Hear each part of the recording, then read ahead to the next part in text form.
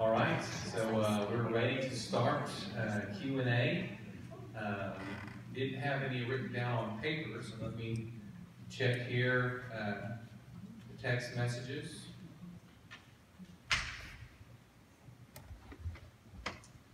And nothing yet on text message. What about from the floor? Do you have any questions that you'd like to ask?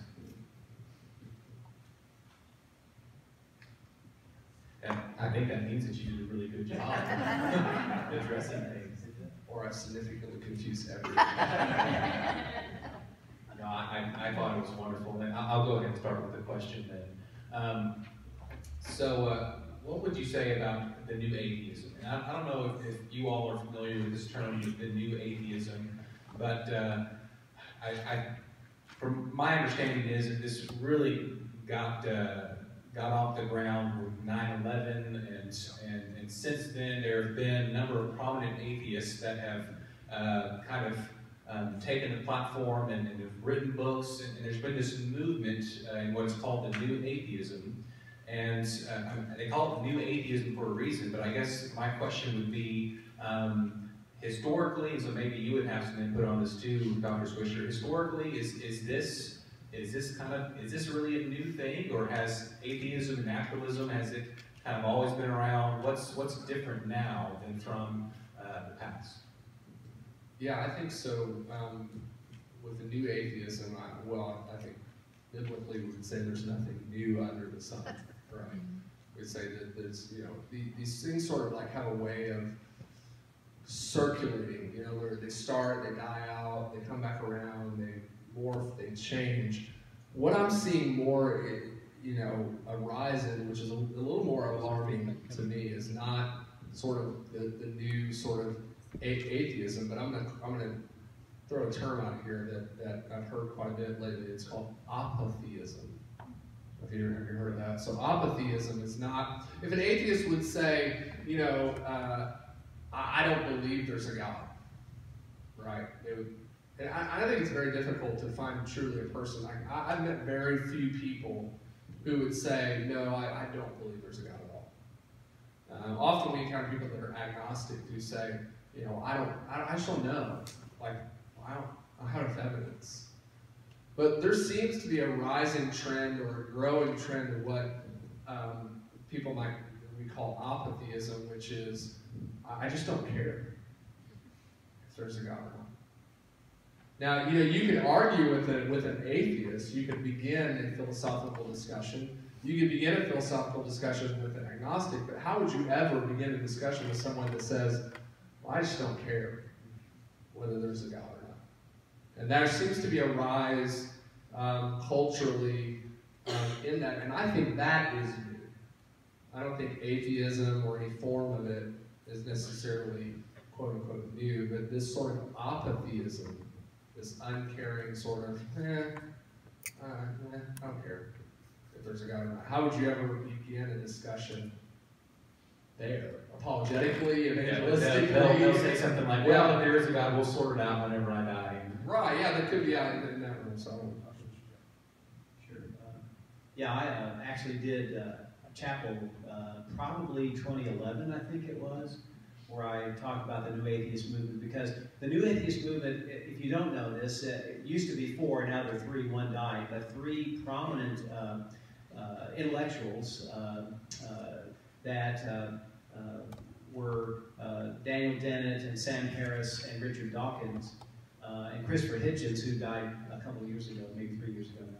And these men were, as Chad pointed out, after 9/11, they said, we used to be just atheists, and that's fine, and we thought, these people want to be crazy and be, weird about what they believe, that's great.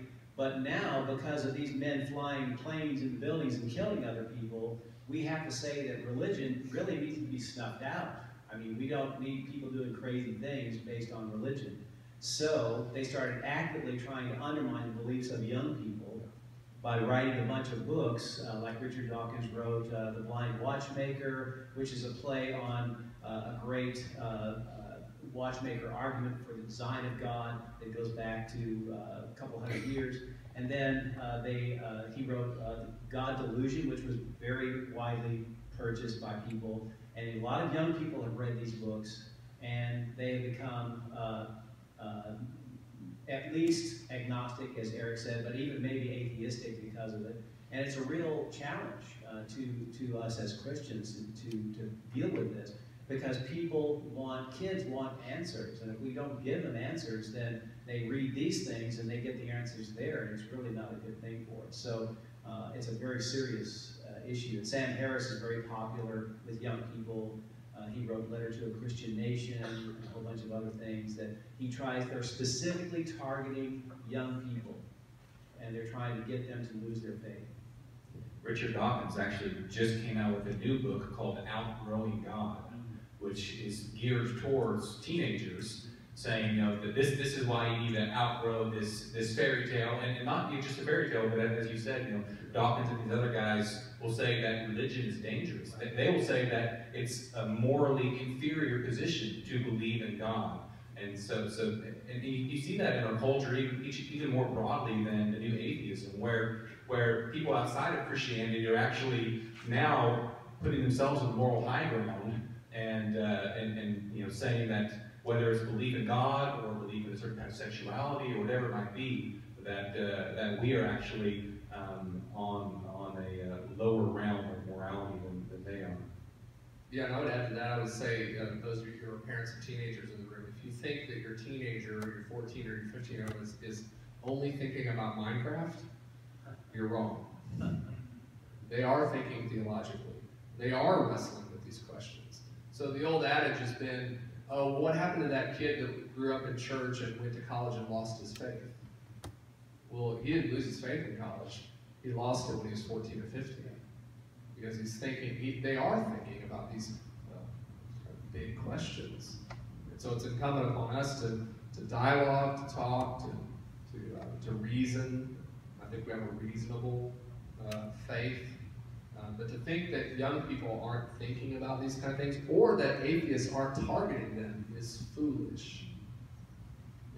Or they're even being targeted through cultural means in a subtle sort of way.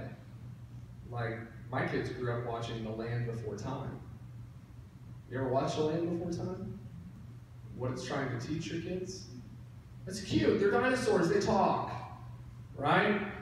But the premise behind Land Before Time is crawling out of the primordial ooze. It's rote naturalistic evolution. So it's targeted in movies, and so it's not wrong to say, like, okay, well, hey, you watch those things with your kids, but have a discussion, right? And have a dialogue about what culture, because culture is trying to teach us something. And atheists know this through writings, through music, through books, through publications, anything and everything. They're trying to teach you something. So the best way to teach somebody something is flooding them in the culture with stimulus that goes, and they hear it, and they go, and then they go to school and they hear it, right? And so then it becomes, well, that must be gospel, and your gospel is no gospel at all. That's where it begins. Yes, also, I think one of the things, Chad, you said was, is this something that's happened in the past? And yes, it has. But I think today we have more pervasively in our culture something that J.P. Moreland and others call scientism, where science is the end for knowledge. Science is the arbiter of what's true and false. And this goes back really to the Enlightenment, which I always tell students we live in an age that's still influenced by the Enlightenment. The Enlightenment was a reaction against the medieval church. It was a reaction against the monarchy in France. It was a 1700s movement in France. And reason became the measure of everything. And Hume and others were influenced by this. Even the American founding fathers were influenced by this in a positive way, but still, it's today pervasive in our culture to think that science has the last word on everything. And so J.P. Moreland talks about the fact that he uses Oprah Winfrey as an example. He said Oprah had a roundtable discussion on religion, and she just had a bunch of people expressing their views on religion. So everybody had an opinion, and everybody was right. Because religion is not a cognitive thing. It's not a mind thing. I'm so glad that Eric brought this up tonight. as you probably remember, Life of Mine. He said that, in her case, she brought this up because everybody has an opinion and they're all right. But if she were talking about something else, like he said, if she was talking about smallpox vaccinations or something, she would have experts who were expert in medical fields, and they would be giving the opinions. It wouldn't just be okay for everybody to sit around the room and say what they thought. And so we need to get back, as he said, to seeing Christianity as a cognitive religion. We have the ability to talk intelligently. God gave us a mind, as I said Sunday morning. We need to use that mind. And there's a reason why God gave us minds. And the fact that we disengage from the culture and engaging people like the new atheists is a bad thing for us, not a good thing. And when those people have free reign, then kids get influenced. They see no opposition, so they begin to think that those things are true. All right, good. Well, do you have any questions now? Or we can just go on and talk among ourselves. All right. Okay, so Eric, what you just said, some, they just don't care if there's God. Why do you think that is? Why do they come to the point, man, I don't care if there's God. Doesn't matter to me. Yeah, so I have an opinion. I mean, I don't know. I can't back this up by any research or any of those sort. There is a friend of mine who's actually written a lot about this. He's used to be a professor at the University of Mobile. He's a pastor now in Alabama, Kyle Shears. And so I think what Kyle has argued is because of the influx of the connectivity of our lives. So I'm not going to blame it all solely on the internet. But because information is we're flooded with so much information. We're one Google search away from 1.3 million results, right, of putting that in. It has the opposite effect. Where now people have heard so much or watched enough YouTube videos or, they've heard all these opinions out there that they just go, it's too much. There's too much disagreement that because there's so much disagreement, I still really don't care to be involved in the discussion. I think that's probably a lot of what it is. And that's just an opinion. That's not backed up by any research or anything like that. What else? Any other questions? Yes, sir. How can we, as a small church and a small community, how can we engage the culture to address these issues? What can we do? Did you all hear the question? Yeah. How can we, as a small church in a small town, engage the culture on things like these? Yeah. So I think several ways. So I'll give you some thoughts. One would be to educate yourself, right? And so to be aware of the issues that are facing the culture, that are in the forefront of the culture in the conversation around. I've often had this feeling like at times what we're talking about in the church, we're about 3 years behind what the culture is talking about, honestly. Because you do realize what the big discussion in the culture right now is gender, right? You all talked about this maybe a little bit on Sunday night, and Dr. Voss talked about this. But the big thing that is at the forefront of the cultural discussion right now is gender identity. How is that determined, right? And I want to be called not he, I want to be called they, right? And so we kind of laugh at the like, this is serious stuff, right? And it affects practically, like you have a man who identifies as a woman who now performs on an athletic team and gets a scholarship to go to college. So that's what I'm saying, like educating yourself, number one. I think being aware, and let me give you a good resource by which you can do that. It's through the Colson Institute. Chuck Colson, you guys probably know who Chuck Colson is. He's passed away, of course, but his work is being carried on by a guy named John Stonestreet. And so John Stonestreet does a little, it's like a blog talk every morning. It's about 2 or 3 minutes. It's called Breakpoint. And you can get it through an app. And I just listen to it in the morning. It's all kinds of different subjects about culture, right? What's going on in the culture. And just for example, so the other day, one of them was on this thing about gender. And so there was this Harvard scientist who had written about that gender is a social construct, right? In other words, that gender is not biologically determined, right? Male and female. That gender is simply something we've created in our social environment, and so thus it can be changed very easily because it's not biological. Then you're nothing. You're tabula rasa. You're a blank slate. And so this Harvard scientist wrote about all this stuff and this gender being a social construct. And years later, he's now come back and said, "Look, I made it all up." He's like, I was just quoting what everybody else around me was saying, but there is no proof that gender is just a social construct. But people believed him, right? And so that's so educate yourself. And the second thing I would encourage you to do is engage the culture. Don't disengage. I think the tendency in the church sometimes, even in a small community, is to kind of withdraw, to put up the monastic walls, if you will, to close the doors, to isolate, and to not engage with people that are different than you, that think differently than you, that believe differently than you.